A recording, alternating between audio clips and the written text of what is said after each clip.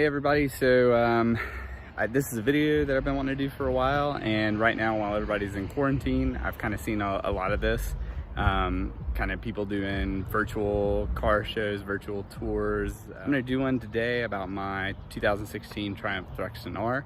Just go over the mods that I've done so far and those done by the previous owner, and we'll go from there. So here's the bike. As I said, 2016 Triumph Thruxton R. It's had quite a bit of modifications done, although the general aesthetic is pretty much how it comes from the factory.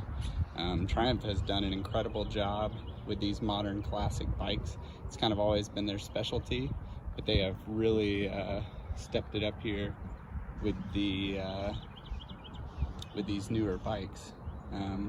So the Thruxton has a 1200cc engine making somewhere around 80 horsepower and nearly 90 pound-feet of torque. We'll just kind of go front to back on the mods that I've done here. So the first thing we come across is this gorgeous Rizoma fender. So that was done by the previous owner. A lot of Rizoma bits on this bike, and I think that the fender especially is a great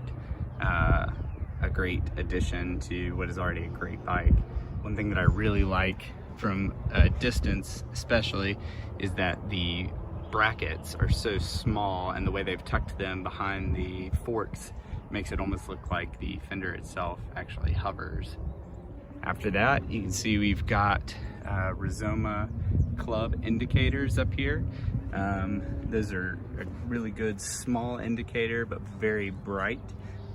They, I think, again, match perfectly with the style of this bike. Next thing you'll see is the arrow headers that we have here. So this is a full open header. It is not a constricted piece, kind of like the factory pipe is. If you'll notice, the catalytic converter is still in place. There's just a cross-through pipe through there. It's not functional any longer with this setup. Here at the end of those arrow headers, we have these gorgeous cone engineering pipes. I really like the way they finish off the look. Stopping short of the rear suspension there just kind of really sets that look off. Gives it something a little unique over the factory pipes.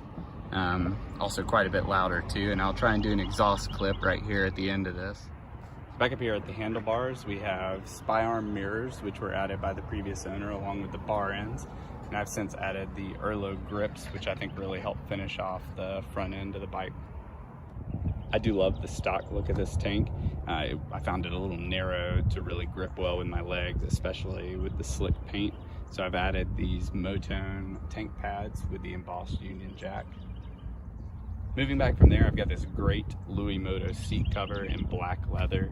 Just a really solid addition to the bike and really helps clean up the rear end. Continuing down the tail, I've got this tail tidy kit by Analog. Really good looking, very clean kit.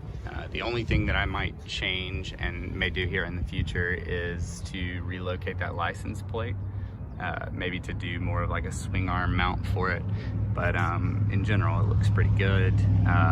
Has integrated turn signals, which I really like. It's a very bright unit. So here you can see I've actually got the tail tidy turned on and got the indicators going, and just a really good look with those bright LEDs, and the indicators do a good job of taking up a big area out of that tail light.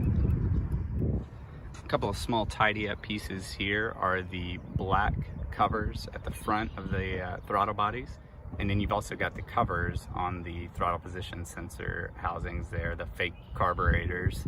I actually took those off, painted them black, and just sanded the face off. That's the stock design. I really liked it. Just wanted it black to kind of set it off, make it match the side a little bit better.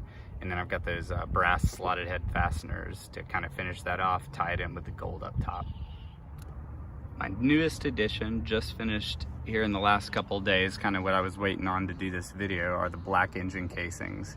I got those from A&J Cycles, and then from there I had a local powder coater do my sprocket cover and heel guards. Really like the way that they have set apart the look of the bike. I like the way that they make these inspection covers stick out. I thought about switching to some sort of black inspection cover, but really now that that's blacked out, I like the look of those. And I'll go around here to the other side too. I just really think that in general, the black really sets it off, kind of makes the rest of the bike pop, helps the exhaust really shine through. And again, I think that inspection cover looks incredible with the casing on there. One other blacked out piece I've got back here are these Öhlins springs. They are made by Öhlins. They're the same spring rate as the stock springs. I just did not like that yellow. I thought it added a color that was really nowhere else present in the bike. Since they weren't a true gold, they were really just yellow. I really like the way this kind of just subtly changed the look of the rear end back here. I'll do a quick start up here so we can hear those arrow headers and the cone engineering pipes.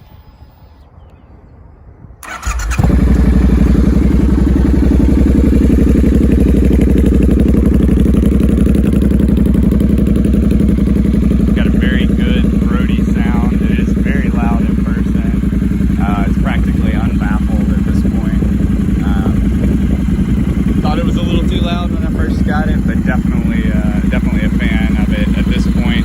Certainly not going to change it.